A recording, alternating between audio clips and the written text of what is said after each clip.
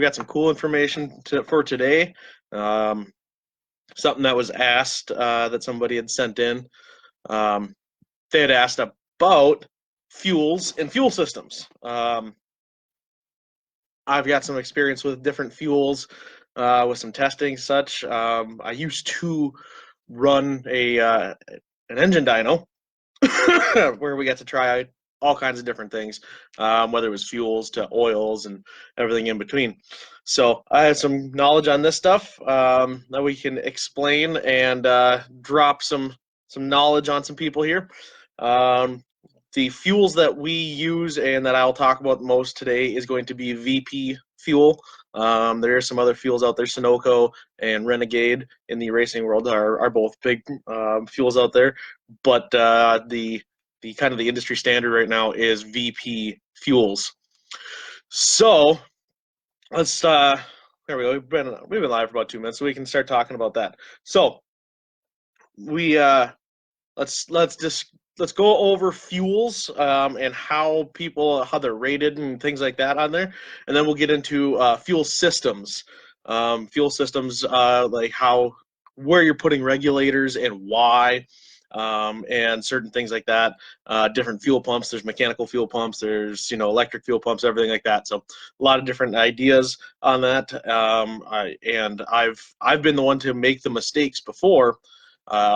To have the wrong fuel system or the wrong plumbing on our car before, and I've learned. So let's at least teach some people so maybe that they can learn from my mistakes and have a little bit more success. So fuel. All right, we're going to start with your average, just any gasoline. We'll talk about E85 and methanol in a bit, but gasoline. Octane. Everybody hears octane numbers and they go, "Oh, it's the big number, and get the biggest and baddest fuel you can afford and put that in there, and that's the best thing you can do." No, not all the time. You can actually have too much octane, and then you're wasting energy, things like that. But octane ratings. Now, there's three different ones, but two main deals when they talk about octane ratings on there. There's your motor octane number. So motor octane number, MON, okay? There's a little bit of glare. Not Monday. Well, okay. There's motor octane number. Now, your motor octane number is that's a test that they use, okay? When they're trying to get your octane rating for a fuel. Motor octane is tested at 900 RPM.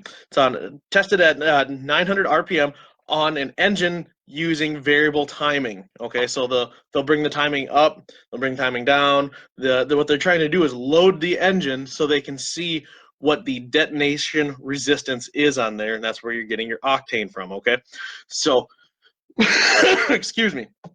So if they're putting in just your regular pump gas, it's obviously not going to be able to take as much timing and as much load on there at that 900 RPM than, say, a VPC 25, which has a higher octane rating on there, which means that it can take more load until it detonates. Okay. Also, the thing to know about the motor octane number, or the rating on here, is that the fuel is preheated. All right, they bring the fuel up for temperature on there. So motor octane, preheated fuel. All right. Now the second one on here is your research octane number. All right. Oh, the ragged death.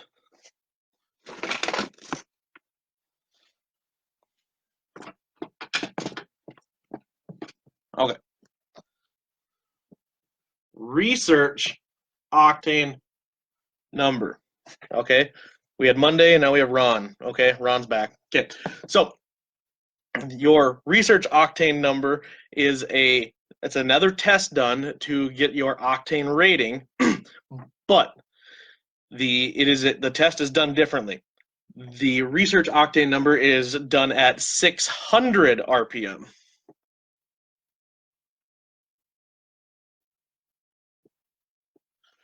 Now, why is that going to be different? Well, at a lower number versus a higher number, your stress levels are going to be different. Now, the research octane number is also, they don't use variable timing on it. They use a variable compression. I haven't seen the machine personally, but I can only assume that it's going to have something that's moving up and down with the same cylinder stroke to bring up the compression on there.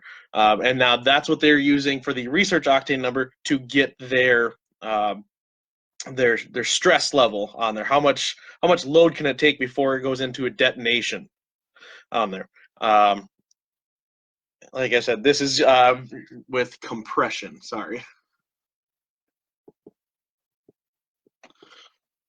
So now the third, we'll call it the third one that most people have seen, use, know on there, is going to be your anti-knock index. Now, this is when you go to the pump and you pump your 91 octane, your pump gas, your fuel, whatever, as long as it's not diesel, you will see something that looks like R plus M2. Okay, that is your research octane number plus your motor octane number divided by 2. All right, very basic, but that's what they use for all of the fuels out there that you get at a pump on there. And it's very common on any of the fuels, especially. You can look everything up right from VP. If you go to VP Fuels on their website, you look up the fuels, you can go to a data sheet, and it'll give you the research octane number, the motor octane number, and then the anti-knock index. Basically, what they're doing on this is they're taking, so if you have your research octane is 110, and your motor octane is 120, they're going to add them together, divide it by 2, and come up with an anti-knock index of 115. There we go. The basic math for you today, but we have to get into this stuff before we can get into the more fun stuff. So if there's any questions at all, feel free to pop it up on here. For those who weren't here at the beginning, we're going over fuels and fuel systems. We are talking about octane and how they get their octane ratings. And then after this, we are going to talk. We're mainly looking at VP fuels, just because that is what the majority of people out there are using. So now we're going to talk about the specific fuels from VP. I'm not sponsored by them. I'm not saying, hey, run their stuff over anybody else's, but you should run their stuff because it's better. So the most common fuel out there that everybody, when they start getting into a performance-based application, I might be able to even pull it up here. Let's look up here. All right, is going to be VP 110. All right, it is the most common fuel. Dirt track guys use it. You can get it at the pump at many places on there. VP 110. I'm going to pull up the actual spec sheet because, like I said, you can get it right on their website. VP 110. On their website, advertised for a 5-gallon pail, $72 for a 5-gallon pail, right there. And so their motor octane number for VP 110, all right, is 109. Okay. Their research octane number is 110. So with our amazing math, the anti-knock index, we'll call it the AKI, is going to be, anybody? Anybody? I'm not even looking. There we go. That is going to give it 109.5, and in basic math, we always round up. So 109.5 is going to be 110. That is going to be where they are getting their octane rating from. Now, VP 110 is great for you put a little bit of compression to your 302. You're just starting to get into maybe putting a little bit of nitrous on something. On your street car that's got a lower compression, 10.5 to 1 type of a deal. VP 110, great fuel for that. Or you have a turbo car that you need a little bit of extra detonation resistance for. VP 110 on there, great fuel to use. It's a very basic entry level fuel, but it also can support a 12.5 to 1 drag car that you're going to go beat the living snot out of every weekend as well. Average price, like I said, I think it's $72 for a 5-gallon pail, but you can get it at a lot of pumps, about $8 a gallon, and it's been that price for a very long time. You don't see it fluctuate as much as you do some of the other fuels. So VP 110, kind of like I said, your entry level, your basic fuel for smaller power levels, or maybe some moderate compression, naturally aspirated. Cool. Now let's get into the VP C16. C16 is a fuel that's used for turbo cars, nitrous cars, supercharged cars. Excuse me, I was sick last weekend. I'm still getting over it, so if I cough a little bit, I apologize. But the C16 is a great fuel, has a good octane rating on there. Pretty stable, doesn't move around with heat that much. It's a really good fuel. I'm going to pull up all of the specs for C16 as well. That way you guys can see this. I'm not making these numbers up. This is all right from the VP website. You can go on there for any fuel that you use. There's obviously more fuels than what I'm covering here today. I don't have enough time in the week to cover every fuel. C16 advertised on VP Racing Fuels there, $101 for a 5-gallon pail. That is what the advertised price is. Now, some people will say, "Oh, I get it cheaper through this guy." That's great. I'm glad that you can get a deal through a vendor that or something. But the advertised prices for your regular retail is going to be $101 for C16 5-gallon pail. If you have somebody that sells it to you cheaper, that's great. They do have a minimum advertised pricing, which is called MAP. So they are supposed to advertise at 101, but that means that they can also sell it a little bit lower if they choose to. They just can't advertise that. So there you go, a little insider stuff there. Let's go with. All right, C16. One of the most common fuels out there to use. It has a really good. It's a really good fuel. I like it. Your motor octane rating or motor octane number, I apologize, on there is 116. Okay.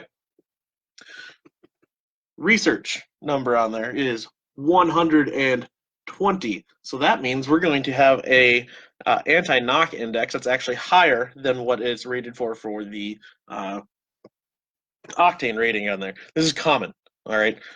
Just because since you're using two different systems on there, where one is using the variable timing on there and at a higher RPM, we'll write that down on here, 900 on there, and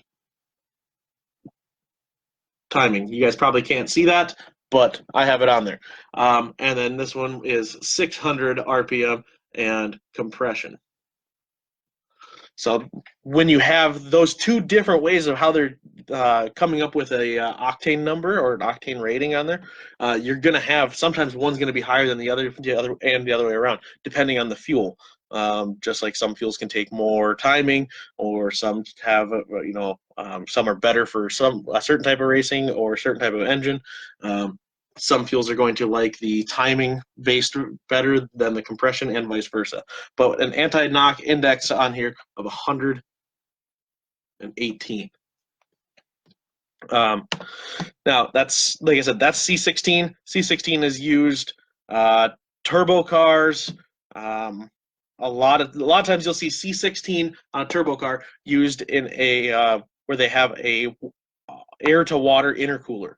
Where you see the pipes coming inside and everything like that, and they put the ice box, all of that in there. C16, it's a very energetic fuel. It works very well, and on a turbo car right there, yeah, used quite a bit like that. On a supercharged car, they'll do an icebox deal if it's like a pro charger, just so they can get the intake charge down. On a roots blown car, those cars they create a lot of heat, so a lot of times they'll use like an E85 or even an M1 or an M5 to cool everything down on there. But it's C16, like I said, turbo, nitrous, supercharged. It's used on all of them. It's a great fuel. It's fairly cost effective, like I said, advertised on there, $101 for a 5-gallon pail. If you're going to be driving it around on the street, probably not your smartest move, because it is a little bit more expensive, but it works. Excuse me. So now let's get into the next popular one, which is going to be C. Anybody? 23. C23 it's blue. This is the fuel that I use for our nitrous application. It's also used in very large cubic inch naturally aspirated stuff. I've had a friend that had a 892 cubic inch engine, had a couple of them, and used C23. It was a naturally aspirated deal, but with all of the compression that it had a very high. Oh, sorry, stuff was popping up and my ADD got me there. Sorry. It had a very high cylinder pressure with being a big cubic inch engine. It would come up, squish, and that's where they needed that. All of these, the compression is, I shouldn't say compression. The cylinder pressure is where they're getting you need the octane ratings from. So let's pull up C23. So you guys can see this. Like I said, it is blue. It's got a very distinct shade of blue. I named it a couple of years ago, called $20 a gallon blue. C23 is advertised $124 for a 5-gallon pail. It is not cheap. It is used in ultimate performance in nitrous oxide applications, and compression ratios up to 18-1. Also large 800 plus cubic inch engines. That is right off of their website. I'm on it right now. I can read right there. But let's go with their spec sheet. Okay, so C23.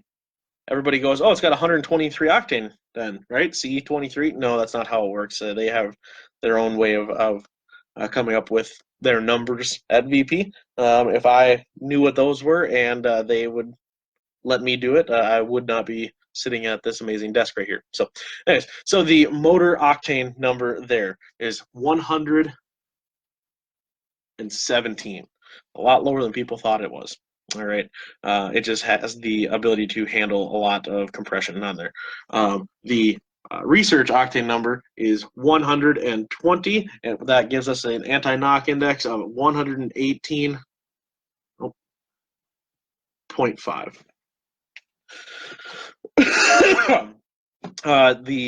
When you're getting into the levels where you need C23, like I said, the big cubic inch Engines, Motor Pro stock type engines there, where you're looking at a 5.2 to 5.3 bore space engines. And then C23 is very, very well known for nitrous guys. It can handle some really good cylinder pressures. It expands very fast on there. And as we've talked before, when you have a nitrous engine and you're pulling all that timing because you're introducing so much more oxygen and it burns fast, you need a fuel that's going to um, pair well with that. So C23 works very well. It can handle quite a bit of detonation resistance, and it's a probably one of my favorite fuels to use. They do also have a fuel out there, NO2. I think they call it, yeah, NO2. It works well with nitrous, but the C23 handles it quite a bit better. We used to run the NO2, and in the middle of, I think it was even in the middle of a race, we switched over to the C23 and we picked up some ET out of the whole thing. So I was quite surprised at that. So let's talk about now what everybody likes. All the turbo guys freaking out, everything like that. E85, methanol, methanol, alcohol-based fuels. So the spec sheets I have, obviously right here from VP, are going to be the C85, which is their ethanol-based fuel that they blend. Let's pull it up here. So let's call this C85. This is kind of what people are asking about is less here. So motor octane is C85. Sorry. Now, this is the VP E85 ethanol, okay? This is not going to be the exact same as your ethanol that you get at the pump, but it's going to be close, and it's going to give you an idea of what you're looking at on there. So, your motor octane on that is,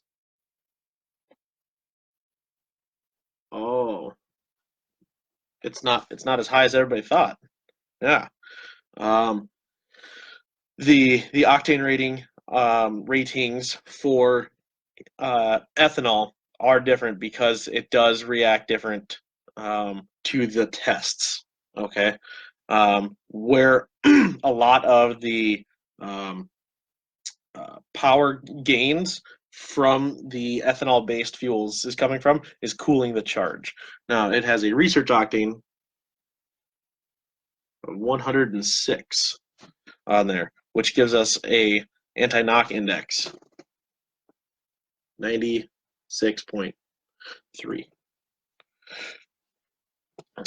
So, excuse me again, I apologize. Wow. So, E85, great fuel. It cools the charge.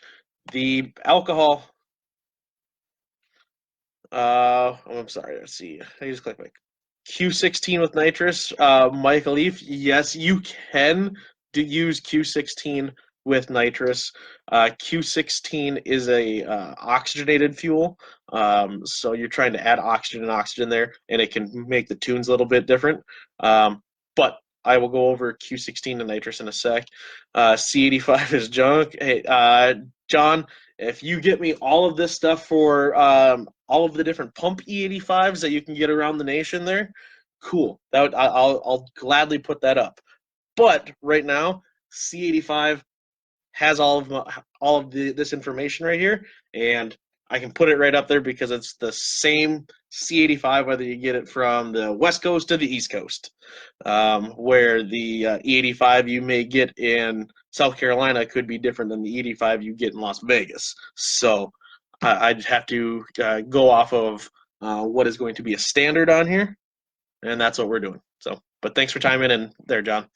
So, E85, with being an alcohol, it cools. So if you're an alcohol drinker at all, if you pour alcohol out and it's a higher content of alcohol, it evaporates very quickly on there.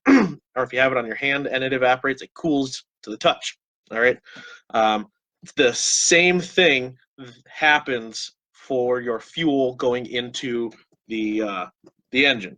If it's going in through the air charge there, the alcohol-based fuels, whether ethanol or it's like a M1 or an M5, all of that there is going to pull heat out of the air, dropping the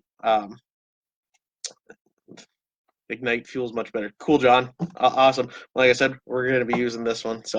Um, so when it's cooling that air charge as it's coming in, hot air is obviously not as dense and doesn't carry as much oxygen in there. So if we can cool that intake air charge, whether it is being supercharged or turbocharged, even there are people who use E85 for the for nitrous. So a lot of the nitrous companies right now are actually giving out flow numbers and jetting for E85 on there. I know Nitrous Outlet does. You can request it from some guy in Florida, or I believe Nitrous Express also gives theirs on there. I'm not sure, but I'm a Nitrous Outlet guy, so I say use that one. But anyways, it is what it is there. Uh, you need to make sure if you are going to use nitrous E85 or alcohol-based fuels with nitrous that you get a stainless steel and compatible solenoid, because it can have corrosive properties to it, and if it isn't a stainless steel, you can cause more issues and then have no fuel going in, or hang it wide open and have too much fuel. So that tech tip for you there. So um, but that is where you're seeing a lot of the improvements because of that fuel. A lot of you'll see LS turbo guys, huge E85 guys there. They like to take and go, oh, I'm going to put it on E85 and make more power. It's because it's cooled to charge with more air there. They're going to be able to have a little bit more boost. They can handle a little bit better timing than their pump gas because of the heat, and away it goes. If you look, your anti-knock index, like I said, that's what you usually see at the pump on there, where it says R plus M divided by 2, like that. You'll see that next time you go to the pump, look at the button when you hit 91, or you're cheap and you hit 87 because it's your winter beater. When you look right on there, it'll say R plus M divided by 2, and that's kind of that index that they're using for the fuel for your octane rating, is that on there. So if you have your pump gas LS turbo deal. LS turbo, we talk about that too much. Your 4.6 liter turbo that is about to snap a rod because it's 4.6 two valve deal. You go and you pump it out with 91 octane on there. Okay, but with E85, you have an anti-knock rating, the same one that they're using for at the pump, of 96. So yes, you are going to be able to make a little bit more power, and it's going to be a little bit more consistent because it is a alcohol-based fuel and it's cooling it down. So there you go. That's how that works. So let's talk about actual alcohol. Fuel, that is. Sorry, guys. Let's talk about M1. What is M1? It is a methanol 1 from VP Fuels.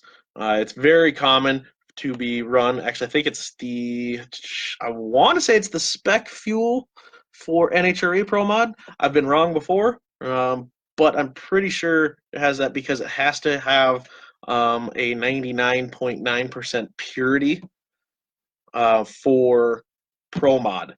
And M1 has a 99.95% minimum purity. So it's like one of the highest purity methanols that you can get out there. So, all right.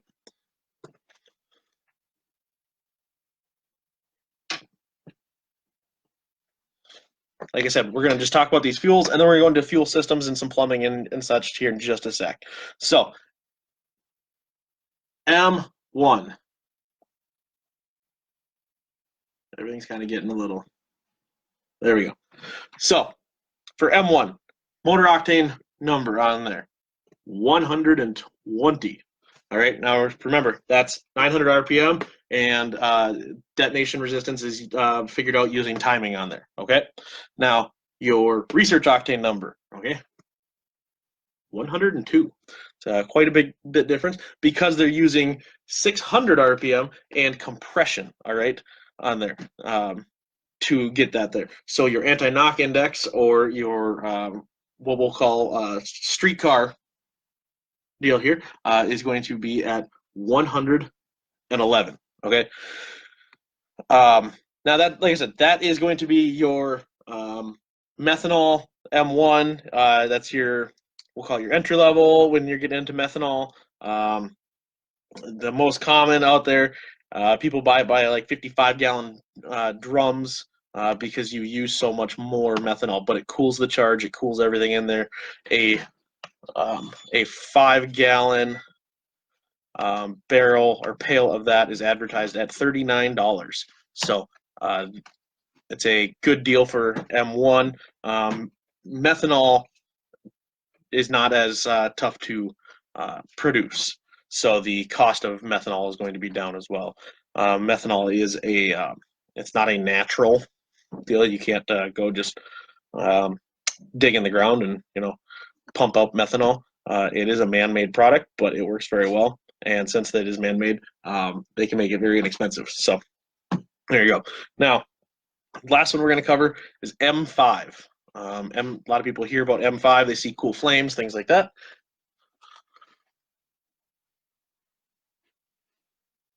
I have run M5 before. I actually ran M5 on a smaller cubic inch big block Chevrolet on nitrous. And the consistency when I went to the M5 and methanol in general came way up because the fuel it doesn't fluctuate with temperature. It stays very, very consistent because it's always cooling on there. So M5, you have a motor octane number of, let's start here, 5-gallon pail of M5, advertised $45, so it's not that much. M5 has an upgraded combustion additives. It's got an additive package in there. Some say that it has 5% nitromethane in there. It's got a lot of additives that are on there to make more power. It is not pure methanol, and it won't pass a water test because, like I was saying, for the ProMod stuff, has to be 99.9% pure methanol. And since this has all of the additive packages on there to make more power on there, and it'll help. It offers better protection against detonation, things like that, which means you can have a little bit more power on there, and you'll also use a little bit more. It won't pass that water test that they use on there. So there you go. People will claim 5 to 7% more power going from M1 to M5. If you're switching from something like a C, like VP110, which you're way maxed out on that, and you go to M5, you'll probably see more than 5 to 7% power increase. Okay, but you will see on here, it looks very similar. 120 with a 102 and 111.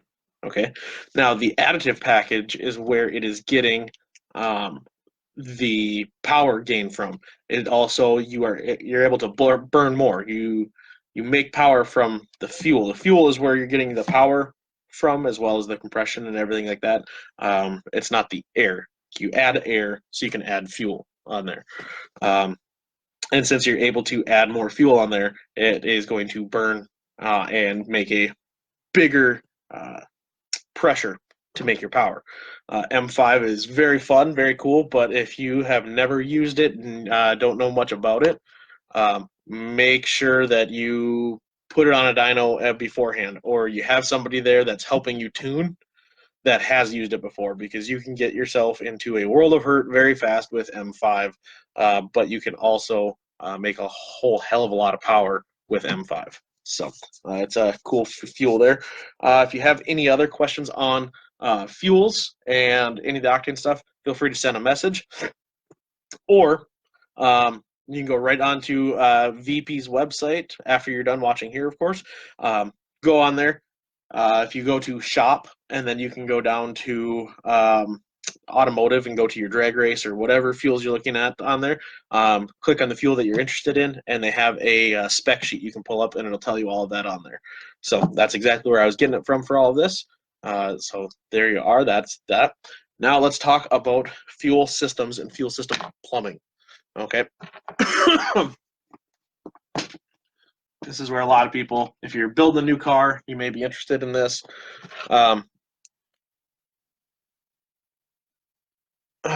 Why did you switch back from M5 to C23?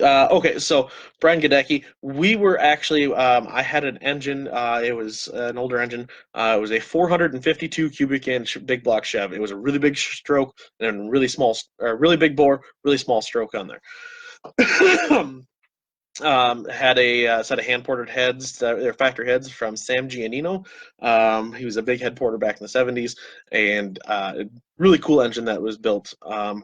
Line Performance in Wright, Minnesota built that, and then we had acquired it. So that was dynoed on C12 VP, and it made okay power. It was, made 600 and something power, but it didn't run the way we thought it should. So I took it upon myself I went to Gary Lawfolt's GNS dyno in Schaefer, Minnesota. Got a different carburetor. I went there. I put a vacuum pump on it because it did not have a vacuum pump on it, and I switched to M5.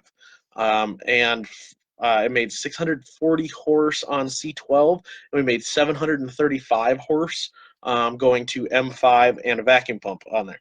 So we picked up almost 100 horsepower by switching fuels and adding a vacuum pump on there.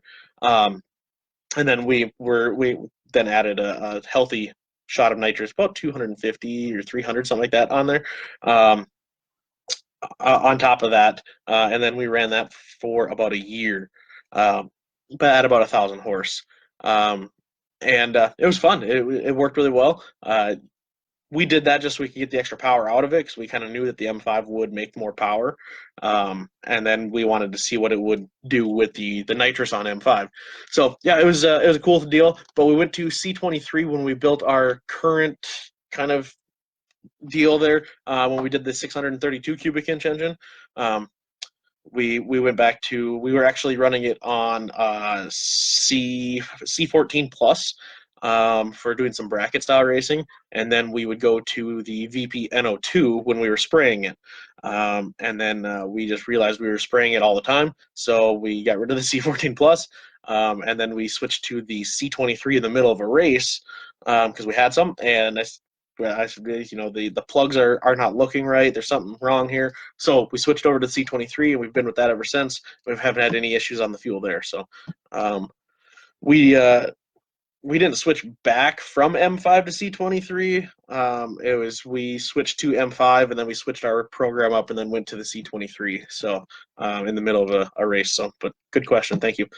Okay, so fuel systems. Now let's talk. Your basic system on a carbureted deal is going to be called a deadhead system. Deadhead.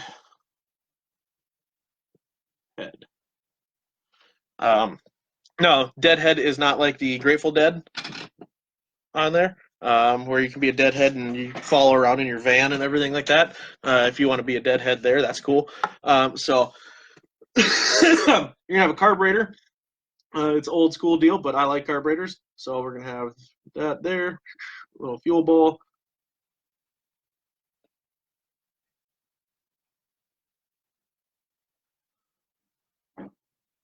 Okay. What we're going to do is you're going to have lines. Oh. We have extra markers now for. Remember last 2 weeks ago I said I wish I had new markers for different colors? Got them. So you're going to have a fuel line. A lot of times it comes up like this, and it comes down.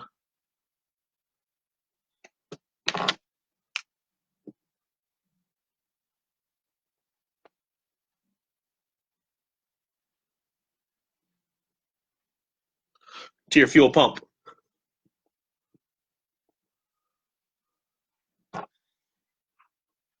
There's my artwork.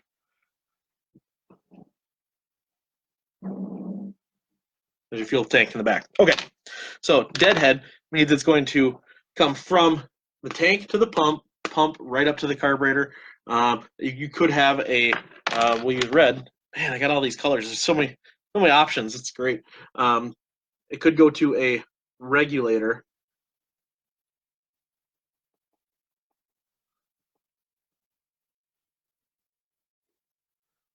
Could go to a regulator as well. On there, but there's no return on there. Okay, so it means that it's coming up, it's being sucked up to here, it's being pumped through regulator to your carburetor, and then it stops. It's your deadhead on there. Okay. I got people coming in and out. So, this is very common. Hot rods. You'll see. I mean, this is how it was even from the factories back in the day for carburetors. They came up through usually a mechanical pump, not an electric pump. It was lower pressure from 5 to 6 psi, and then it would deadhead to the carburetor. Like I said, that's kind of your more basic on there. Very, very common to see. You go to any car show or anything like that, you'll see this. They usually have a chrome rail that comes on here that's leaking fuel because they put Teflon tape on it when it's an inverted flare, and they just don't understand. But that's fine. That's why we're here to teach. So that's going to be your deadhead system. That's your basic deal there. Now, let's talk.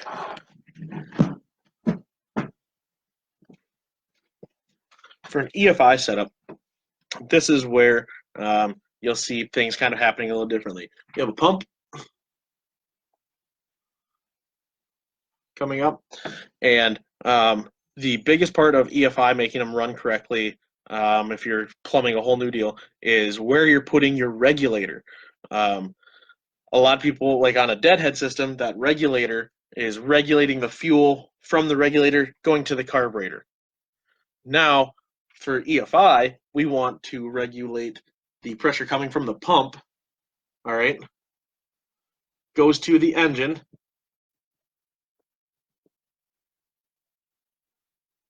then it goes to the regulator, and then it gets returned back to the tank.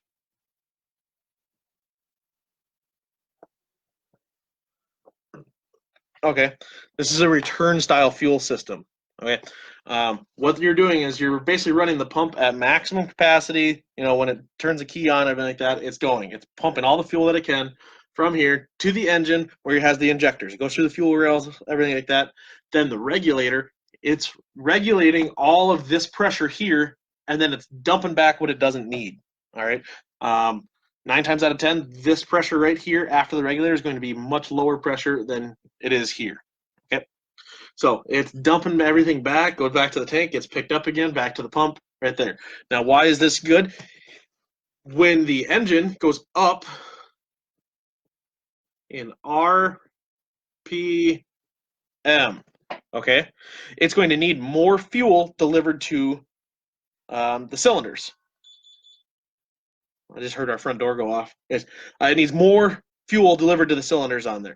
So the regulator, as the fuel goes in through the injectors, the pressure is going to drop. That regulator is going to go, oh, nope, we need more fuel, and come back up and keep that fuel pressure up on there. If you had the regulator before, it's trying to keep all the pressure here, and it's not going to be able to keep up with it. You're going to have a bog. It's going to everything like that on there.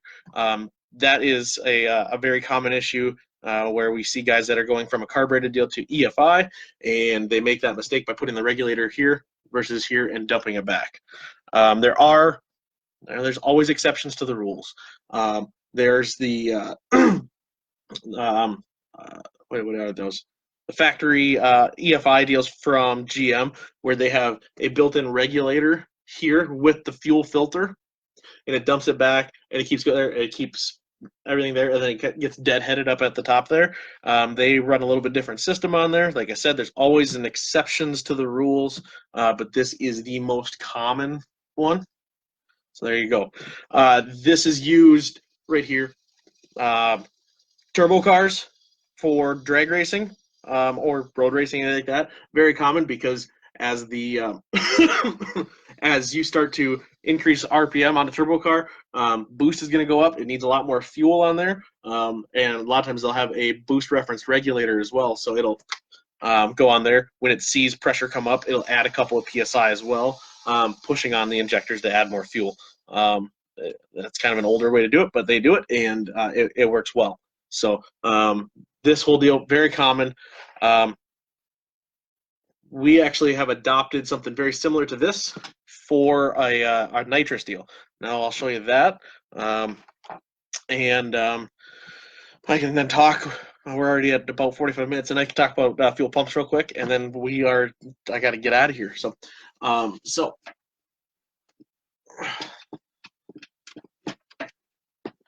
now nitrous. Okay, on a nitrous setup, you have your pump here. N2O. All right. How we have it when you have a larger amount of nitrous that you're spraying on there, 2 kits, 1 kits, anything like that, I bring it up to a log. All right. Log.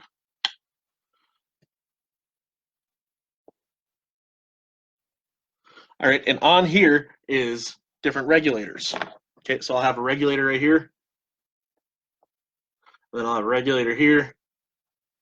And I have another regulator here. And then here's the fun one. I have a regulator here on the end. Okay. Now, why do we do this? Well, pump comes up to the log. We feed fuel through the log, and it goes to a return regulator. This regulator dumps all the fuel back. So now we've gone to like an EFI system where it has a return style.